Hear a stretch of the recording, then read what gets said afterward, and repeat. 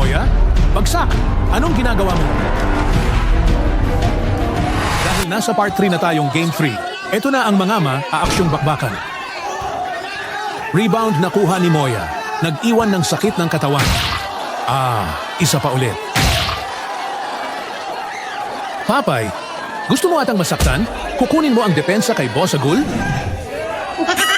O yan, napipitik-pitik ka na tuloy pero mukhang si Boss Anthony ang babana. Tumira, pero sumablay. Dito na siya makukombo ni Boss Atan. Dito, nabutas ni Boss Atan ang depensa ni Moya. It was at this moment that he knew. He fucked up.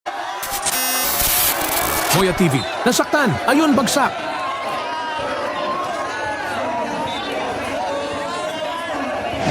Oh, ano? Kaya mo pa daw ba? Sabi ni Boss Agul? Mukhang gawa rin sa asero ang katawan nito. Magkatapat na naman, yung mag-best friend.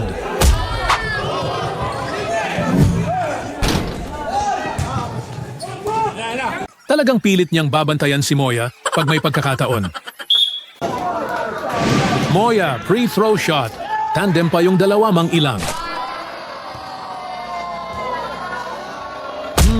Bad trip na naman.